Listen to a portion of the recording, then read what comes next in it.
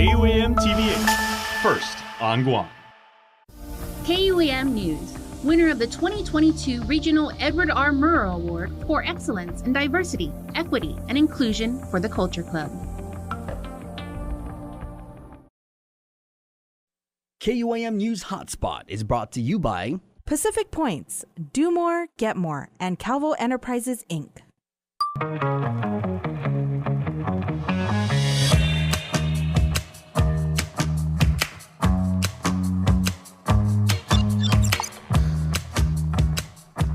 I don't know about where it is where you are all watching us. Hafaday from Harmon. It's kind of hot over here, so it makes you wonder why I wore this. But you know what? Hey, suffer for fashion, like they say. I'm Jason Salas. We are KUAM, and we are happy to be bringing you the Hotspot on this Thursday afternoon.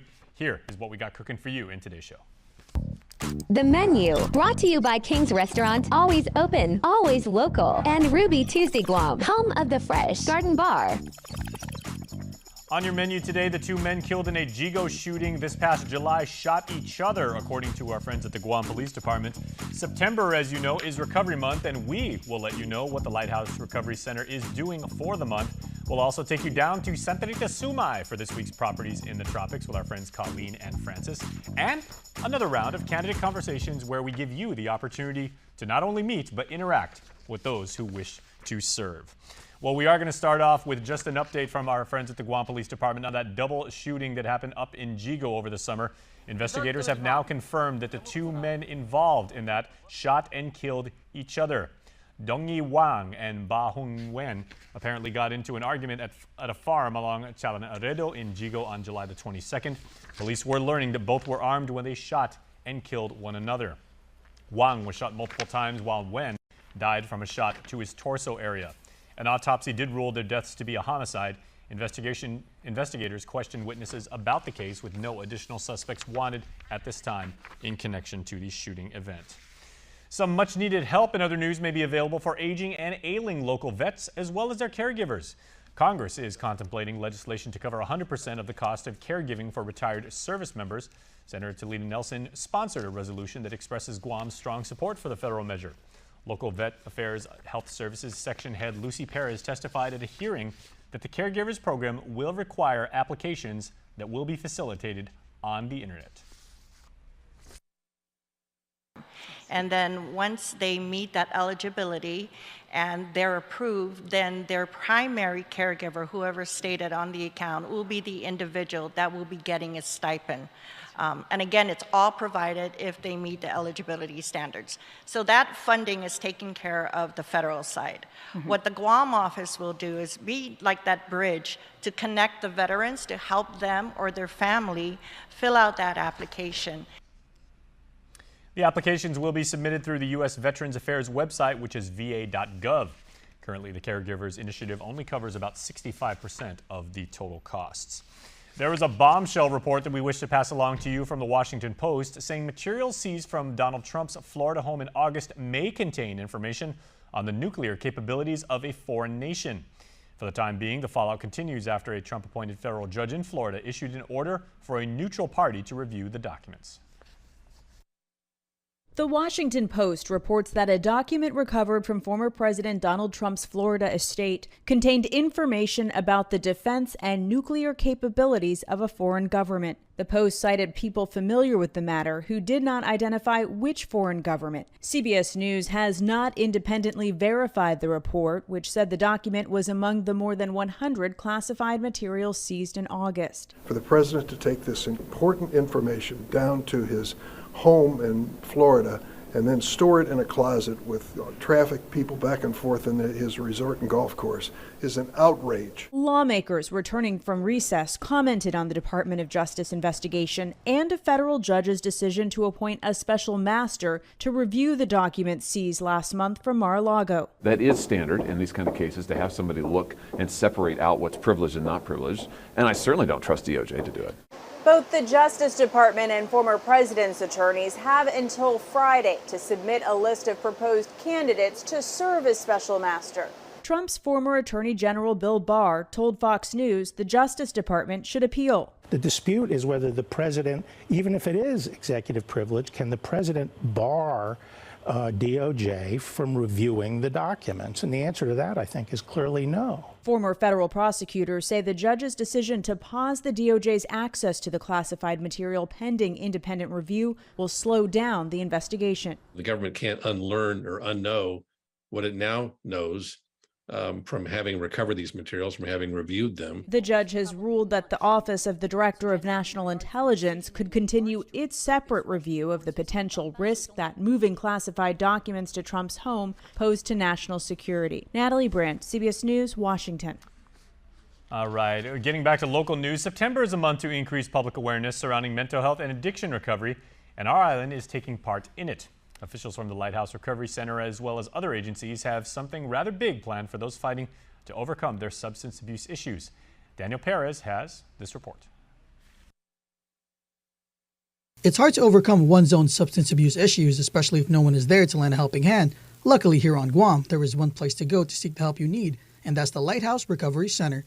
Joey J. Tetpahago is a peer navigator for the Recovery Center, but before being a part of the team, he shared he was once a client at the LRC. In 2016, I caught a possession charge with the local government. I was under probation for 4 years. Decided within those 4 years that it's about time I do something to change my life and to get back on the road to living a clean and sober life. So I decided to stay in jail for 1.5 years. After 1.5 years, I got released from DOC and got released to the LRC. Did 8-month treatment with the LRC, graduated from there. Volunteered with the LRC actually for 5 months and became a certified peer.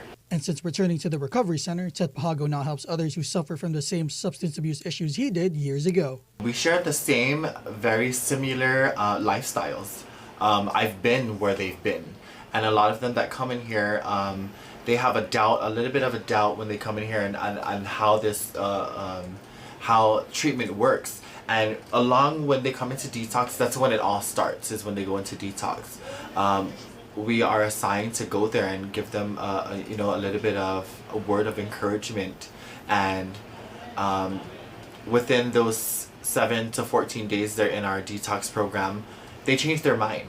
They have a lot of time to think. And with us helping through that, we see a lot of progress after that. Captain Hector Acosta of the Salvation Army, which runs the LRC, also put in a word about why Recovery Month is so important. The big deal about recovery is that it's like the first step in living a life that is thriving, right? So recovery is just the first step in there. And so people have maybe a huge disadvantage if they're just wrestling with that one piece, which includes, it can introduce mental health and all sorts of other obstacles that then lead to things like homelessness and poverty and all sorts of, family brokenness. So this is kind of the foundational piece for somebody living a healthy, full life. The Lighthouse Recovery Center will host an open house on September 15th that will allow members of the public to see where clients receive treatment and to know how treatment is done.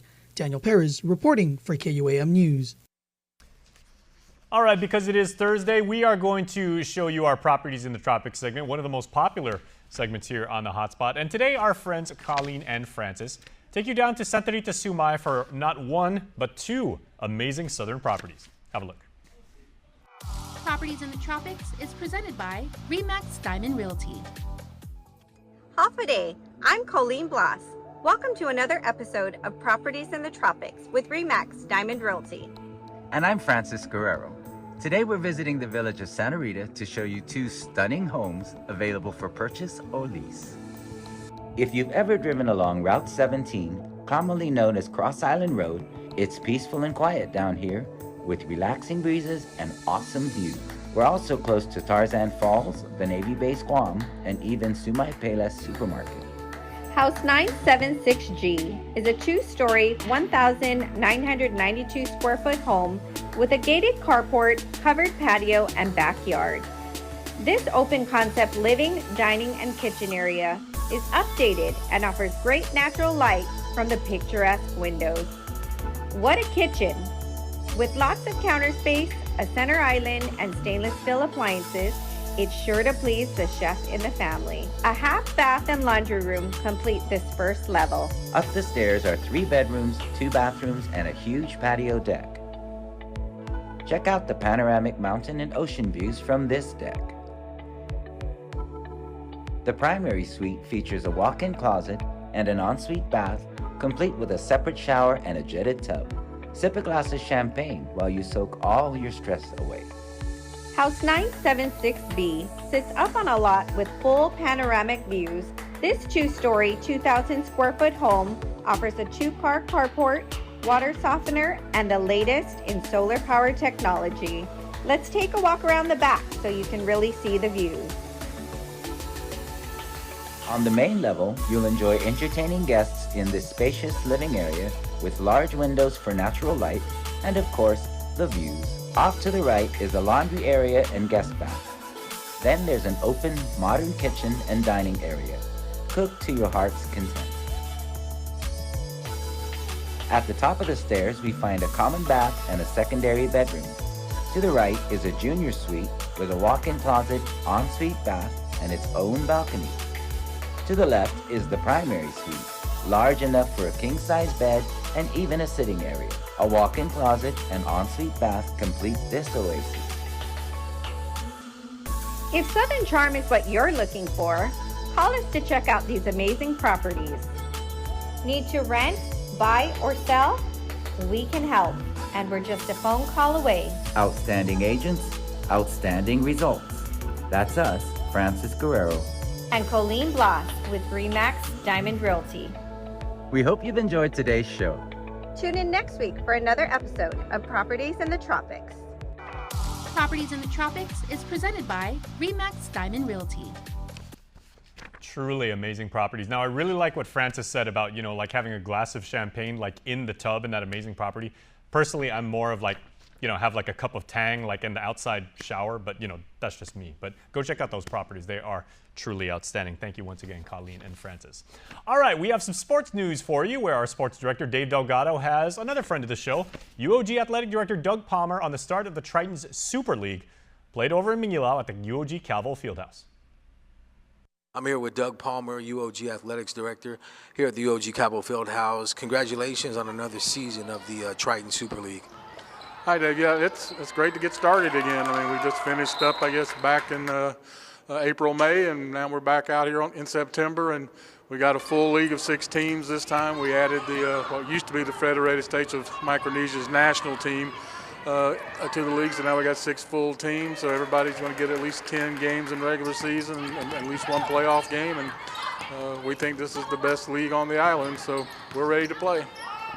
Not only representing the university, but also giving back and having women basketball players a chance to step on the court and hopefully build on the women's game here on island. Yeah, and this time we've actually got a much better contingent of Guam players here. So we've got 5 to 6 freshmen that came from Guam high schools to play this time, plus 4 or 5 returners. So, and we got about 13 players on the team. And last time we had tryouts, we only had 3 players after the tryouts, and we had to beg players to play. But now we've got a full team, and we feel really good, and we most certainly are more athletic than we were in the springtime. So we're hoping that that's going to relate to getting some victories this time around. On the men's side, a basketball player the island was familiar with, Logan Hopkins. A guy that can score all over the court. He's back, and he's going to be suiting up for the Tritons. Yep, the Triton Men's Basketball League really doesn't start till October 11th, but they're going to play, actually this weekend, we got 2 teams involved in the 3-on-3 tournament here that Clutch is doing, and then we're going to go down to Talafofo to play in a community league again, so they'll get some warm-up games before they get into the Triton League, and then again we have a full 6-team Triton League with most of the same guys back from last year on our team, as well as the rest of the team. So that's going to, and same thing. We feel that's the most competitive league on the island for the men as well. We follow the FIBA rules. We got the shot clock going, and the whistle stops the clock. So instead of having a 45-minute game that we have in these community leagues, when the clock doesn't stop, we got an hour and 45-minute game. So that's where the Bombers can wear you down, or the MVPs can, start hitting their threes late in the game and taking their wins that way. So it really does make for a different game. All right, Jason, back to you in studio. All right, Dave.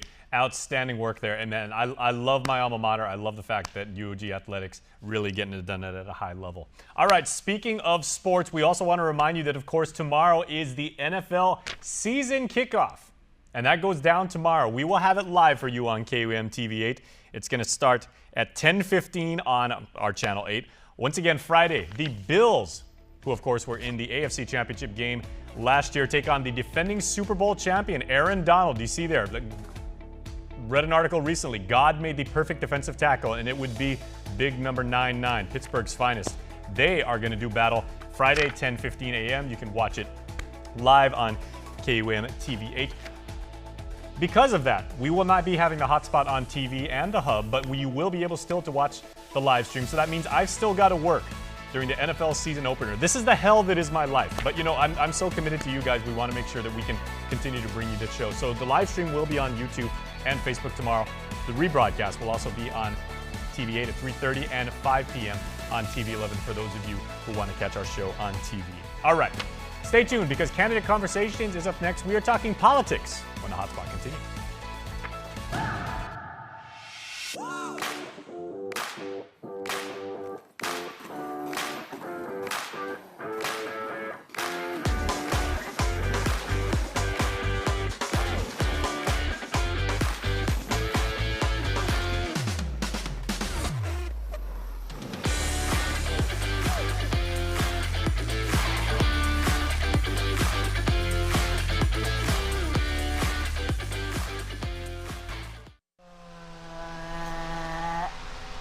Dance party. Let's go. When inspiration strikes, say yes with the new Priority Unlimited credit card from First Hawaiian Bank. Wherever you shop, whatever you're shopping for, you can earn 2% cash back on everything you buy. From small stuff to big stuff to stuff you want. A card that rewards you for every purchase and helps you stay connected to everything that matters. Today, I'm Kelina from Doc's Kitty College. And I'm Kristen from Doc's Daycare and Preschool. And we are so honored to be caring for the children of Guam. The Governor's Child Care programs help businesses like ours to really focus on the kids. These programs also help nonprofits and after-school programs and grandparents and so many families. Visit www.guamchildcare.com to learn more about the Governor's Child Care programs. This ad is paid for with funds administered by DPHSS. With Pacific Points, your everyday expenses could be helping you save. Earn points at Shell, Foodies Guam, and IT&E. Then redeem for awesome rewards. Want free fuel from Shell or snacks from Foodies Guam? What about discounts on your IT&E bill, free IT&E prepaid cards, or United Mileage Plus miles? Sign up for free today. Visit PacificPoints.com or download the app. Pacific Points. Do more, get more.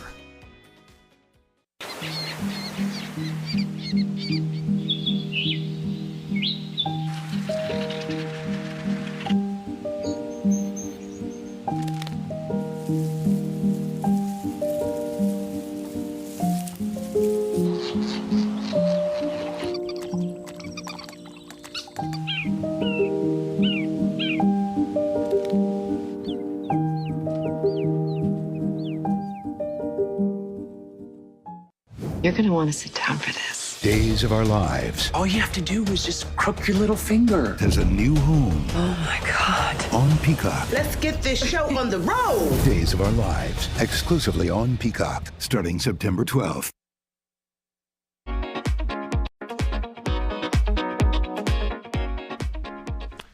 All right, a hotspot continues right here. Once again, coming to you live on KUAM TV 8. So hello all of you on Guam who are watching TV, and a special holiday to all of you around the world watching us live on YouTube or on Facebook. I'm Jason Salas, and we are continuing our Candidate Conversation series where we give you an in-depth look, a rather intimate look, if you will, at the many candidates, the brave men and women and dedicated Guamanians who want to serve you as members of the 37th Guam Legislature, which we will inaugurate next January. But we got the general election to get through, so we are profiling all of them for you and even featuring some of your comments and questions directly to them. So if you ever have any questions that you want, put them in comments right now. We'll see if we can get to those, time permitting. And also, if you happen to see one of our reporters out in the street, just pull them aside and say, hey, I have a question for any of the candidates. We'll make sure to set you up. So thank you for that. All right, but joining me on the KUM couch today, Dwayne San Nicolas. Of course, he is representing the Democrat Party of Guam, and making another glorious return, Vince Borja from the GOP. So, gentlemen, thank you very much. Thank you.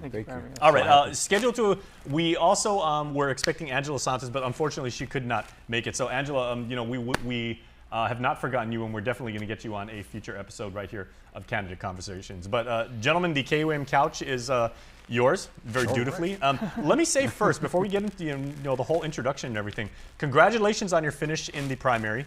Very, very well done.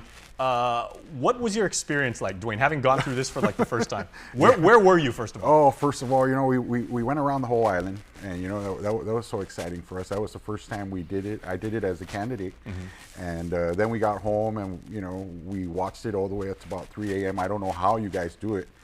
Staying all the way up till morning. A lot of coffee. A lot of coffee. Okay, so I saw where I was standing. I was like probably number 13 by 3 a.m.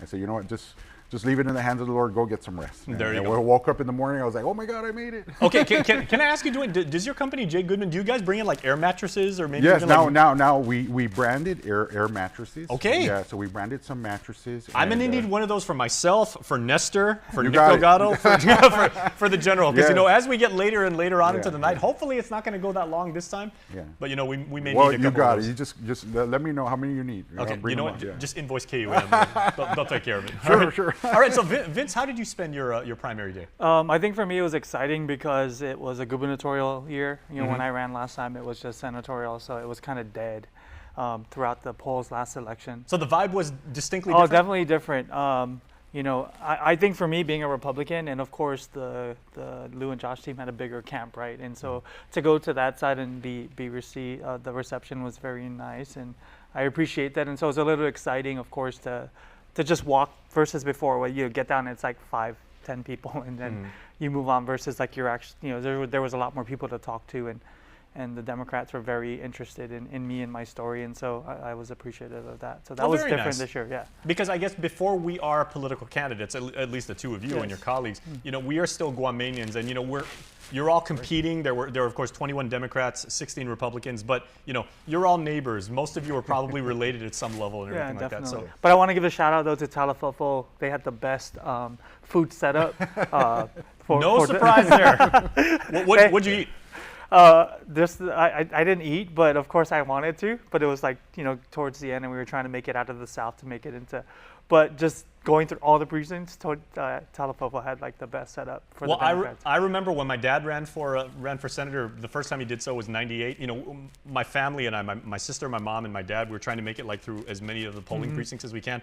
When you get to the South, they're like, "Boy, come over here and eat." Yes. It makes it really hard to like stay on schedule, and you got all these wonderful people inviting you into their homes.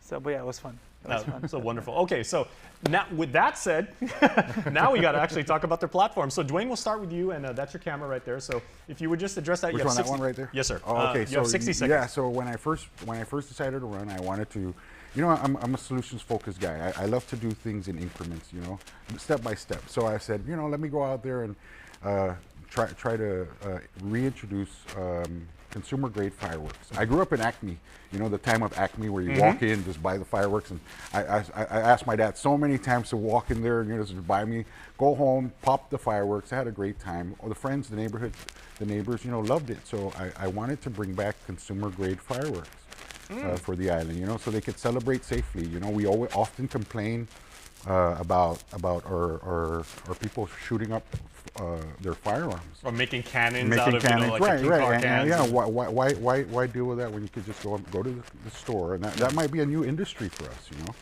There's a lot of kids these days, Dwayne, who have no idea how fun it is and safe. Right. I mean, that's to have a sparkler. Right, and remember, I before I deployed, I went to Saipan and walked into the store, and there it was. It's all over the place. I bought a lot, and I went down to the hotel, and I popped it up. Everybody loved it. I don't know. I can't see why we can't have that here. Oh, very, very nice. Yeah. All right, Vince, your turn. You have 60 seconds to tell the community about yourself and what they may have not known for the first one. So my name is Vince Borja. 20 years ago, I lost my father to drugs, and 20 years, fast forward 22 years now, and we're still addressing the same thing, probably at a larger scale. Meth is a little cheaper.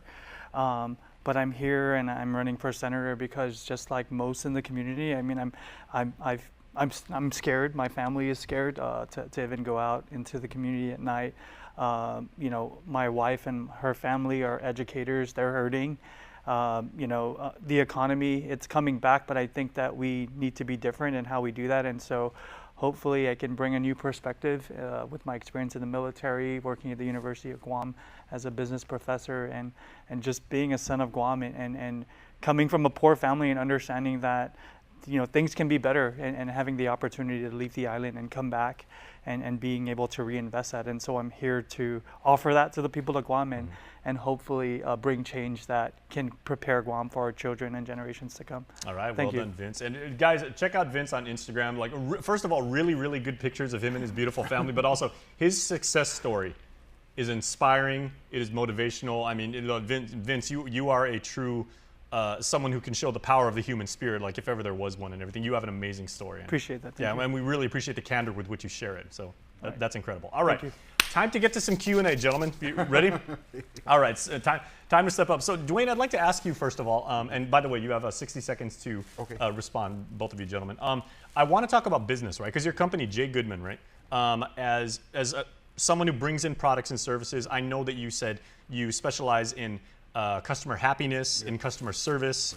You know, you want to take care of your fellow Guamanians, but at the same time, you also want to create a sustainable business, and the variety of products, like you had, I asked you about the air mattress, right? You can't just hang your hat on one particular thing, right? And Guam for so many years has been almost solely dependent on tourism, right? So how do you bring that mentality and the success that you've had with Jay Goodman to the larger Guam macroeconomy? Well, you know, there's not a day that goes by that I don't wake up and I say, you know, how can I make things better for my fellow man? You know, for people, my customers. You know, you go walk in my store and you find solar lights, and right next to it is neck pillows, you know, or something. And it's all everything that I have in my store is kind of like geared to what I think would make people happy. And so, like, if I were to bring that into government, it would be improving our services. I mean, I walked into to go and renew my license plate, and the place just lit up. And why? It was because you know, I entered in there and people knew me and they were so happy. And if we can continue that for everybody, you know, improve the services, so they're always smiling for everybody, you know, it would be nice to walk into a government office, you know. And so if I'm coming into the, if I'm the boss of some place, it's going to be happy, and I want to improve the services for our people so that when they go into, you know, they go into our offices, you know, they're happy to come out, and when they leave, they're going to be smiling. And from the agency's perspective, I mean, happy workplace. Happy workplace. It greatly improves productivity. Exactly. And you know, I was a customs officer for supervisor for the longest time. You were. And you know, I would always tell the management, I said, you know, you don't really have to, you know, pay these people, just make them happy, you know, by giving them good leadership and something to look forward to, and the place was happy. And Very well done. you know, the customers came in, they were always smiling, they left smiling, and that's the kind of energy I bring to government. It's just, you know, if you give me the keys to run this place, well, everybody's be happy. There you go. Very well done. Yeah. And I got to say, Dwayne, like, your audio is coming in clear right now. Yeah. Beneath that incredible beard, the microphone is still picking it up. That's amazing. Oh, okay. I don't know. Sorry, it muffles out the. I've just got no, not at all. I've just got a thing for beards and everything. Yours is absolutely amazing. Okay. I've Thank said that you. many times on the show. Thanks. Yeah, exactly. You're watching out for us. All right. Okay. All right. So to Vince Boran. Vince, I want to kind of draw again from the inspiration you give to people, right? Your education and then the way you've continued to educate yourself and improve upon yourself and, you know, kind of add to your knowledge is so inspiring. How can you actually take that and not say, oh, look at me, I've got, you know, X number of degrees and everything like that, but really usher, you know, that experience and see what it's done for you personally and everything, and hopefully make positive change in the Department of Education? I think what the people need, I mean, not everybody, but I think what I can bring is that personal connection that most people can relate to in the community, right? When I think of, like, I can go out there, like you said, right? I can go out there and brag about all the things I've done, my education, but people need to talk, need people that can hear them, that can understand, like, the day-to-day struggles, right? The other day when I was talking to my cousin about trying to find a new job, right? And she talked about how much she spends on food. And for me to sit there and understand, like, you know, growing up, it was like, even though it's not as bad as, like, I always try to say, like, as bad as I had it when I was younger, where, like, really, like, we were, you know, I always say we were guaranteed 1 meal a day, is that when we were sitting and talking about, like, how can things get better, it's, well, look at your current situation and look at what you're doing to make things better, right? Like, we can sit all day long and complain about why things are expensive or why this and this, or blame the government. But when you look at what are you doing to be able to afford that, right? Or what can you do to? And so I think for me, I bring that personal connection in regards to I know what you're feeling, and I know what it takes to get there, and hopefully I could share that story and inspire others to do the same thing. So empathy being very, very key for not only hopefully your political aspirations, but also just yeah. Your And so when approach. I come and say that you can do this to be better, it's not because I think that's what you can do, but I know that that's what you need to do to be better. I know that's what you need to do to be able to. I'm not saying you're gonna make as much money as I was able to make, because again, like that's still taking a lot of hard work and a lot of sacrifice, not just in my daily life, but within my marriage and with the kids at home. But and those are the things that you have to do and fail at in order to how do I say, to come back and be able to overcome a lot of the obstacles that most people on Guam face. And so, you know, that's really my message to most people, is that times are tough now, but I think at the end of the day, it can always be better. You just have to have those, you know, not handouts, but more of a hand up on how can we facilitate or create an economy. Especially, I think that's important. Like, where the government can come in is that we create an economy where people can be engaged and contribute. Because then, like, you look at like drugs, and you can look at a lot of other things. And if you have a strong economy where people are engaged, then you have people that are going to contribute back to society, and very true. And they feel good about themselves, right? And it definitely helps in just people in general today. A lot are very angry, right? I mean, even being out on the campaign trail, like talking to people. I don't think Dwayne's angry at all. No, Dwayne's like, no, but Dwayne resonates. He's on the campaign trail. He knows there are a lot of mad people out there. That's very true. And a lot of it has to do with not disagreeing with you whatsoever. It has a lot to do with the society we live in, and we as leaders control that. Whether it be the government, whether it be in businesses, like, everything starts at the top. Okay. That's really how it is, right? I mean, you have an ability to change the culture. You have an ability to change what is normal. If we allow, as a government and as leaders, to make this the norm, then this is just what we're going to have to deal with. And so, well, kudos to the both of you for stepping up. All right, I want to talk about something with both of you gentlemen that I know is near and dear to your heart with your prior military service, is the fact that, you know, you guys are now public figures, and people probably, like Dwayne said, you know, you were recognized out in the community. People like say, oh, you know, I know you're running. I've got some concerns. Will you give me an audience? And Dwayne, we'll start with you. How many vets, your fellow vets, like, approached you and just said, you know, as is said in the military, you know, we both spilled the same blood in the same mud and everything like that. I've got concerns about my health care, about things that I believe I should have and everything like that. Yes. What were those conversations like? Well, you know, a lot of, you know, I've gone through the VA system too, and a lot of it has to do with having to go to Hawaii. And that's one of the main concerns, right? To Tripler, or to, you know, we have a huge veteran population here, and they always have to go to Hawaii.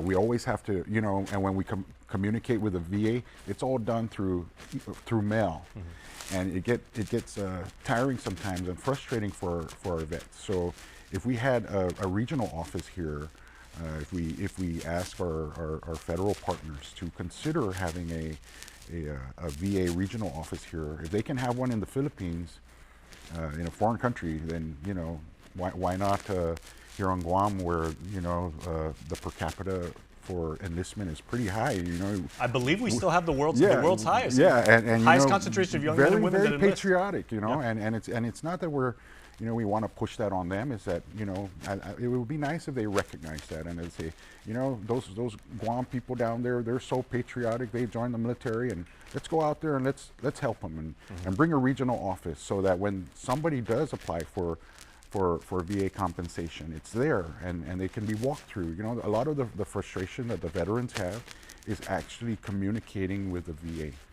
You know, and if we had a regional office here, I think that would alleviate most of the problem. So again, going back to your steadfast belief in customer service being, customer service, yeah, bring that here and let's take care of our veterans. And it's only commensurate and good because of our patriotism. There you go. Very well said. Thank you, Vince.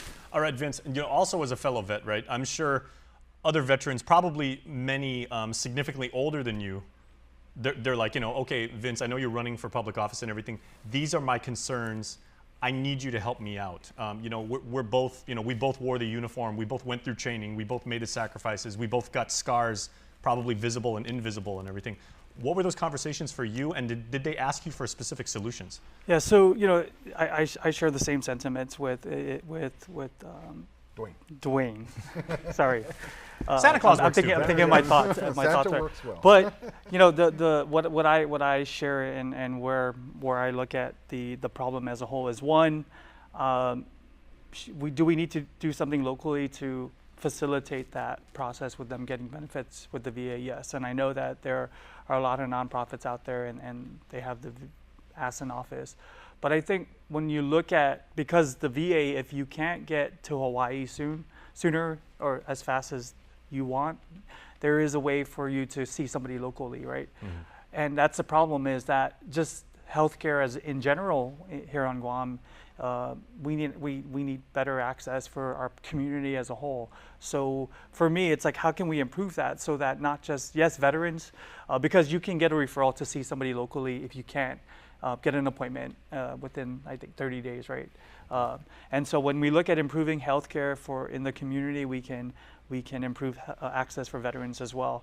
But in the short, in the short time right now, what we can do is, they really, like he said, communication. Because a lot of veterans give up when they submit their application and they don't hear or see anything in regards to their claim. And just like anybody, right, when you're crying for help and nobody's listening, then you give up, right? And that's where suicide comes in and all these other mental health issues that come in. And more so than most, these are men and women who have earned and deserve, those privileges and those rights, those Definitely. benefits. So we need to first address getting them the benefits, because they can't get the referral to see somebody locally without getting their benefits, period. And then we need to look at how can we, one, improve healthcare access for people on Guam, period, because if we improve it for Guam, we improve it for them as well. Yeah. And I think that's a big. Yeah, please. We got about 20 seconds though, so you got to go quick. So Camp Blas, they're building huge buildings in there. I'm pretty sure they could put a little room in there for a nice little regional office. I passed by there and I was like, wow, this is amazing. I'm sure they would have no problem with that too. No problem with that. Yeah. And with the Marines here, exactly. It's going to be a great win-win for everybody. All right, gentlemen, great ideas, great thoughts. We are going to take a quick commercial break right now, but please stay tuned, because when we come back, we are featuring your community questions for both Dwayne St. Nicholas and Vince Borja, representing the Democrat Party of Guam and the GOP, respectively. And we go to our lightning round. See maybe some of the lighter side of both Dwayne and Vince. Get their thoughts on that when we return right here on the HotSpot.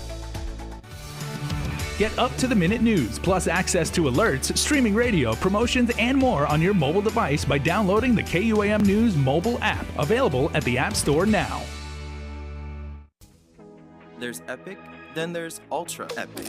Capture life in vivid resolution with Galaxy's most advanced camera system and the built-in S Pen that puts you in control. Every moment, every angle, from sunrise to sundown and beyond.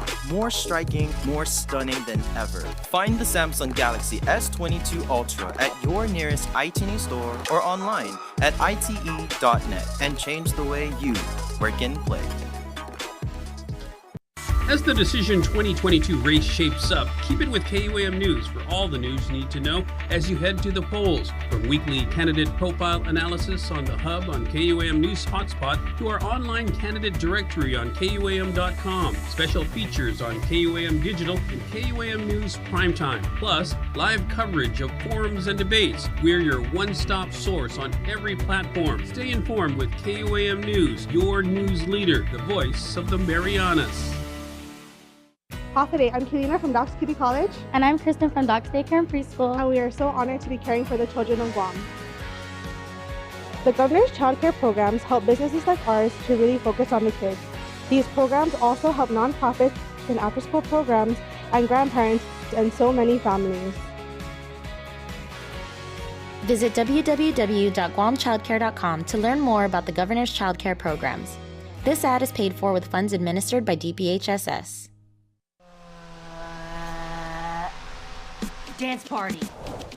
Let's go. When inspiration strikes, say yes with the new Priority Unlimited credit card from First Hawaiian Bank. Wherever you shop, whatever you're shopping for, you can earn 2% cash back on everything you buy. From small stuff to big stuff to stuff you want. A card that rewards you for every purchase and helps you stay connected to everything that matters. With Pacific Points, your everyday expenses could be helping you save. Earn points at Shell, Foodies Guam, and IT&E. Then redeem for awesome rewards. Want free fuel from Shell or snacks from Foodies Guam? What about discounts on your IT&E bill, free IT&E prepaid cards, or United Mileage Plus miles? Sign up for free today. Visit PacificPoints.com or download the app. Pacific Points. Do more, get more. Are you the ultimate Days of Our Lives fan? If you want a chance to learn how to use Peacock, NBC's streaming video platform, firsthand and get exclusive promotional offers, message us on Instagram or Facebook or send an email to promotions@KUAM.com.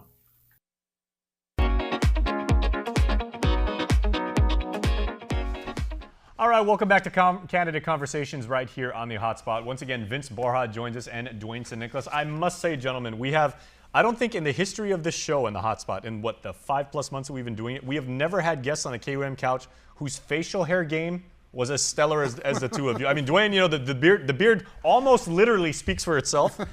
You know, you've got artificial intelligence in that beard, but Vince, you got pretty good 5 o'clock shadow going there, man. Yeah, I maintain it.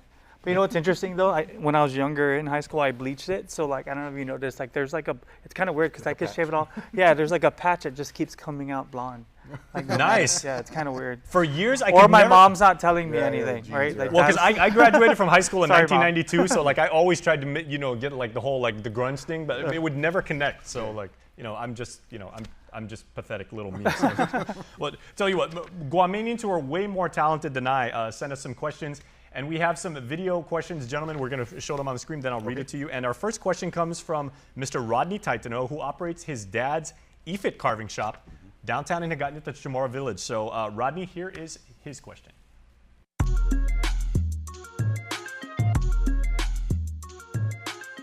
My name is Rodney Titano. I run the EFIT shop for my dad, the master carver Robert P. Titano. And I'm returning from Guam after a 10-year sentence in the feds. I want to know, even if I can't vote, I do have a big influence on people and their ideas about our legislature, and I want to know which candidates are going to do something for ex-felons like me and help us get reacquainted in this society.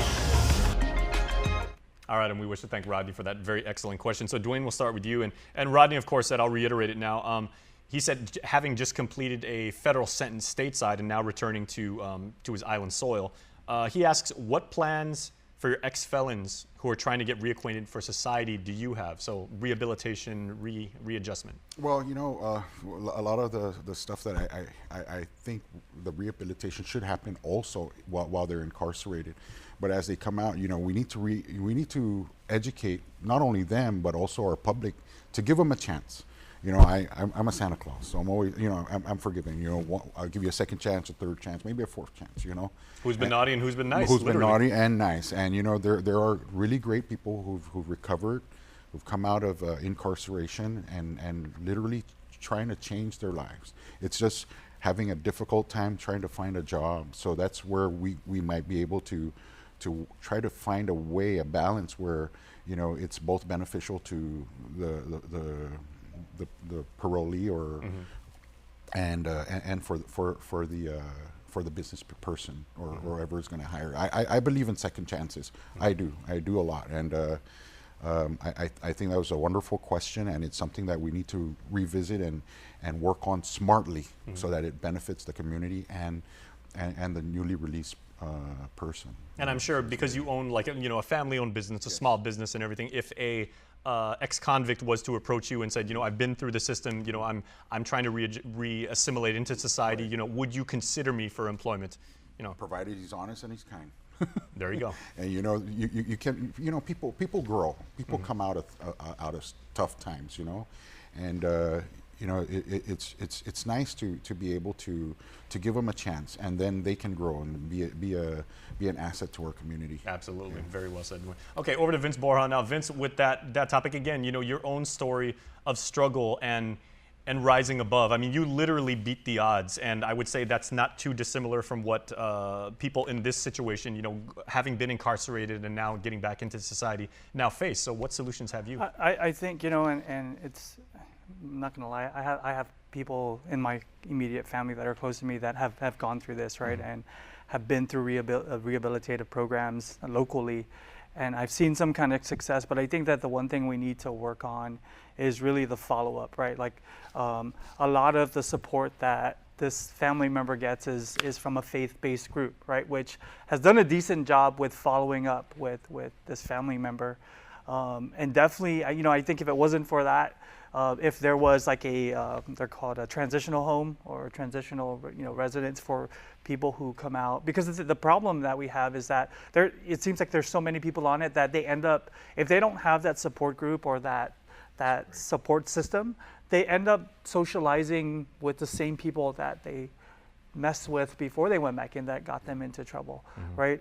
So definitely, the current program, a better follow-up process or system, and we definitely need to look at like maybe a public-private partnership, because we don't want to put that responsibility, entire responsibility on the government. I mean, thankful for us, my family, that the faith-based group has done a great job actually with following up with this family member, and so far is doing well.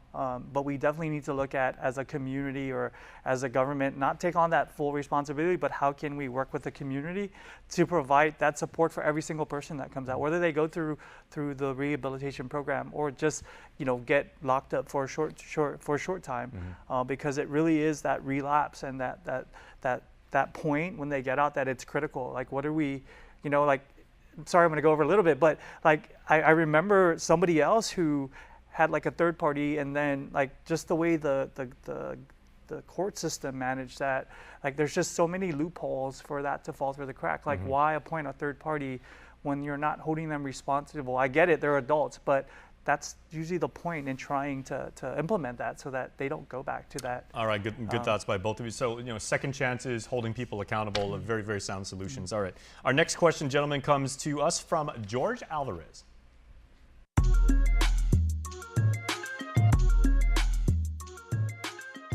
Hi, my name is George Alvarez. I'm a resident of Guam, and my question for the senatorial candidates is, what are you going to do about the ice problem on Guam?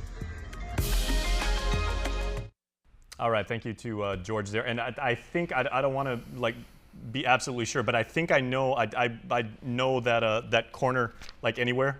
I think that was in Kings. Yeah, right. I think I know those very, chairs. Very comfortable, very booth chairs. Yeah, the booths. I've been there a million times. All right, but that being obviously like a very light issue, what George was talking about in his question, we'll start with you, Dwayne, obviously very, very serious and very prevalent. Serious, yes. What will you, if elected senator, do about the ice problem that we all face on Guam? Like I said, I've said it before, I'm built American, I have a Singaporean mind and a Jewish soul. And so all of these are trying to figure out how to save the island from meth. And we can look at fine examples of how they deal with it in Singapore. We just saw how Duterte dealt with it. But both of those are they're very extreme. And kind of heavy-handed. Heavy-handed. And we're an island of family. And I told this to many people before, we love each other. Even as much as you've done me wrong, we're still family. So I'm always going to try to help you fix yourself. And so, when you're dealing with, when I'm thinking about the legality of dealing with meth, what you don't want to do is, with the Constitution, you don't want to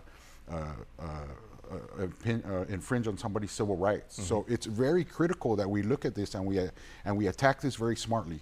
I was a customs officer for 23 years. I've seen the effects. I've seen the drugs. people hiding it in teddy bears. And it's horrible. So the only reason why I found it is because I knew the village that it was going to go to. I said, I don't think there's anybody who deserved a teddy bear in that village. So I ended up pulling that teddy bear and finding drugs in it.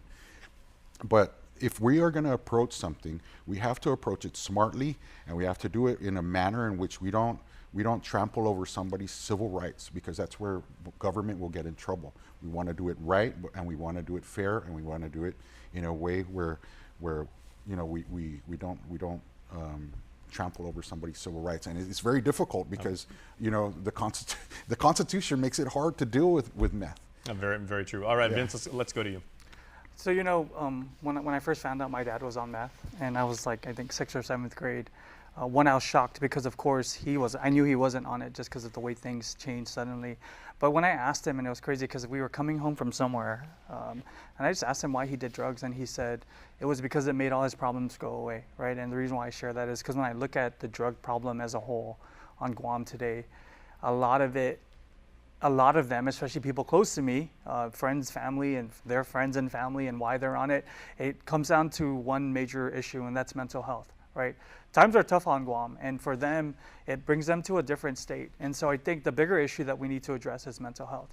We need to, obviously, one, build a stronger economy so that a lot of our problems is revolved around money these days. It's very expensive to live on Guam, right? And then, of course, financial issues roll into, you know, relationship issues that roll into educational issues that roll into child neglect.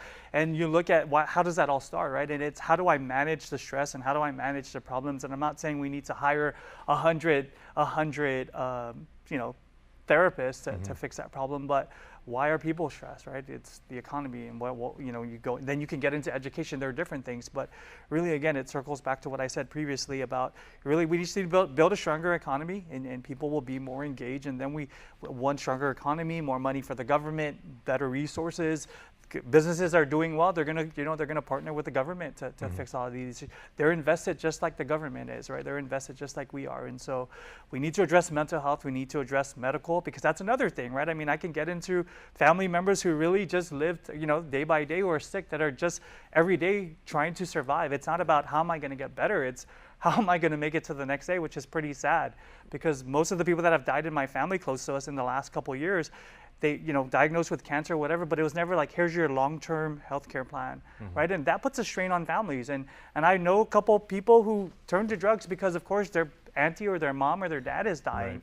And it just puts them at a different state. And I think that that's important, and that's how we address the meth issue. And certainly a problem that faces each and every one of us as Guamanians, both directly and indirectly. You know, with the meth, there's not just one approach. You have to deal with it in an importation side. You have to deal with it as a mental issue side. You have to deal with it with the courts. I mean, it's and you know probably better than anybody. Being in customs 23 years. Yes, sir. And you know, there's just not one silver bullet for it. I'll tell you what, that was a really, really heavy topic. Obviously, some very strong solutions. Hopefully, both Dwayne and Vince will be able to bring those to fruition. But we are going to take one break right now. We are going to get to the lighter side of politics. We are going to do our Fast 5 rapid series of questions right on the flip side of this break. So stay tuned. Good things coming up. You know. Off today, I'm Kelina from Doc's Community College. And I'm Kristen from Doc's Daycare and Preschool. And we are so honored to be caring for the children of Guam. The governor's child care programs help businesses like ours to really focus on the kids. These programs also help nonprofits and after-school programs and grandparents and so many families. Visit www.guamchildcare.com to learn more about the governor's child care programs. This ad is paid for with funds administered by DPHSS. As the Decision 2022 race shapes up, keep it with KUAM News for all the news you need to know as you head to the polls. From weekly candidate profile analysis on the hub on KUAM News HotSpot to our online candidate directory on KUAM.com, special features on KUAM Digital and KUAM News Primetime, plus live coverage of forums and debates. We're your one-stop source on every platform. Stay informed with KUAM News, your news leader, the voice of the Marianas. You're going to want to sit down for this. Days of Our Lives. All you have to do is just crook your little finger. Has a new home. Oh my God. On Peacock. Let's get this show on the road. Days of Our Lives. Exclusively on Peacock. Starting September 12th. It's Feed Me Fridays on KUAM News HotSpot. Good eats, good company, and beyond good chow. With Team KUAM checking out Guam's most tantalizing, tempting menu items every Friday on KUAM News HotSpot or stream online. Brought to you by Devondale, real milk from free grazing cows.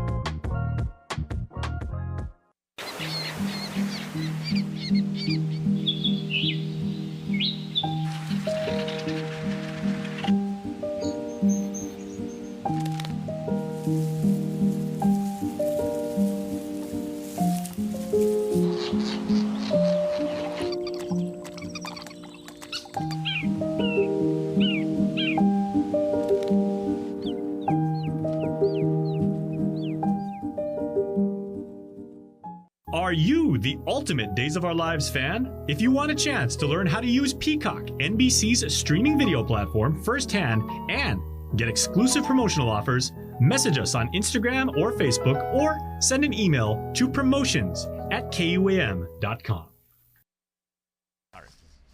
All right, we are back in Candidate Conversations, and we saved, depending on your perspective, the best for last because we're going to ask Dwayne St. Nicholas and Vince Borja some aspects of their personality, maybe some of the things they like to do when they're not running for public office. I know, you guys work on this 25 hours a day, so, but I would like to know, and we'll start with Dwayne and we'll go in order on the KUAM couch. Okay. First question, Dwayne, what was the last movie or TV series that you binge watched? Glitch with my wife. Just last night we finished it. Glitch? Glitch, yeah. The one Good where one. they come back from, Yeah. I lost a lot of family members and I want them to come back to life, but if they're going to cause us any trouble, no, I'm just kidding. I'm just messing around, but it was Glitch. Oh, very good one. How about you? Last TV or movie series? It was it's the crime scene. What is it? 24. 24 with Kiefer Sutherland. Yeah, I like to watch those. Yeah. And real time too. Mm-hmm. Those were crazy. All right. Question number 2. Dwayne, of course, you are a very emotional guy. What was the last movie that made you cry? By the way, everybody, Dwayne's wife is like off camera there, so she's probably going to hold him to this. Yeah, it was Midway. Or no, not Midway. The Greyhound. The Greyhound, the one with Tom Hanks. Oh yes. Yeah. Okay. The one where he lost his chef or his waiter. Yeah. Yeah. That'll get you. That just tore me up. Yeah. Because the commander would pray and the waiter would bow his head down as well. Okay. And that just ripped me up when we lost him. Yeah, he's not only a tough guy, ladies and gentlemen, he's also very, very sensitive. All right. I don't usually cry, but I cry a lot lately because my wife cries, and usually I'm just sitting there and she's my wife, and I feel bad because she's crying. I'll be sitting in the living room doing something on the computer, and I look at her, she's crying at a movie, and I'm like, why are you crying? Cry with her. I'm crying because you're crying. She's like, why are you crying? Why are you crying? It's emotional. It's very crazy. Somebody just died. So obviously you're the husband in your relationship, and yet you cry if your wife cries. I think you just earned yourself about 2,500 female votes for that one. I like Vince. He's sensitive. She really gets into the crying. I initially think she's crying because somebody just died. Maybe she, because she'll try to multitask on the phone, and she's just and I'm like, why are you crying? Last movie I ever cried at, Cool Runnings, the one about the Jamaican bobsled team. Yeah. Everybody laughs at me, but I said, that final scene when they pick it up and they're like, no, we have to finish the race. Being from a small island, knowing how we're judged, and maybe people look down their noses at, but it was still, when you're in that moment, you got to represent your community, man. That's island pride. Yeah. That's what it's all about. All right, Dwayne, you of course play Santa Claus, but who, Dwayne, is your role model?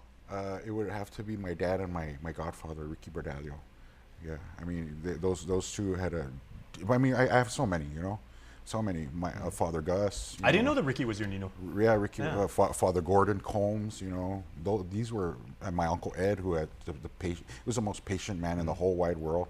These are my role models. I just can't have one. So very, very strong men that have a definite positive impact on your life. Yes. Well, thank you for that. All right, Vince, your role model. Dr. Annette Santos, actually, when I the recently retired dean. Recently retired dean. At least when we talk about our lives and what we're trying to do in regards to giving back to the community, we kind of share the same story and we share the same passion. Like for her, first generation, professional. Me, first generation, a lot of things. And so we always talk about how can we go and do, replicate more of us in the community. And so definitely always look up to her. Good answer. I can definitely talk to her a lot about just some of the things that I want to do and how she can, she can be a part of that, and she does the same thing Well, too. Vince, she was sitting exactly where you're sitting about a week ago today, and we had her here talking about her her retirement and everything, and she started crying when she was here. And now that I know that you cry when women cry, you would have cried right alongside with Dean Santos. No, but she definitely, and she started that whole she wants to do not hard work but heart's work, right? Like things from her heart. And I'll never forget the day she said that, and just every time we meet, we try to have lunch once a month and to kind of just go over where we're at, what we're trying to do, and how we can do things to help people like us that came from the same background. All right, well that's a good role model to have. All right, real quick, 2 more guys. Dwayne, what is your favorite hobby? Hobby? I love to garden. Yeah, nice. I love to plant. That's a big green thumb. Yeah, that's right. I love to garden. That's one of my favorite things to do, and especially when I'm gardening with my wife or my kids. It's just the best thing in the whole wide world. All right, how about you, Vince? Your favorite hobby? I like to run. I like to work out. I swim, I run, I bike sometimes. Other than that, it's doing, not busy work, but I'm in school as well. So aside from all the other things that make my life full, I like to work out. I like to run. All right. Well, hopefully running for public office will be as beneficial to you as running. So win or lose, I'm going to keep running. There you go. Running. All right. Final question. NFL season kicks off tomorrow. Of course, we have the season opener here on KUAM TV8. It's the Bills and the Rams. But Dwayne, who is your favorite football team? Either college or pro. Yeah, okay. Ever since I was a kid, it was 49ers. Yeah, okay. It was the Niners. You've got Dave Delgado's vote. Yeah. It was the Niners. Yeah. Very nice. Okay, Steve Young or Joe Montana? You have to pick one. Montana? Yeah, Me too. Montana, yeah. All right, Vince? I'm a Dallas Cowboys fan. Hardcore. Ooh. Very hardcore. Good thing you guys are sitting far apart. Good or bad, I try Those were good games in the 90s. Yeah. Okay, who's your favorite Cowboy of all time? Tony Romo. Tony Romo. Yeah. Okay, very nice. Yeah, definitely. I was penning you for a Roger Staubach guy, but Romo's good too. Yeah, Romo was good. All right.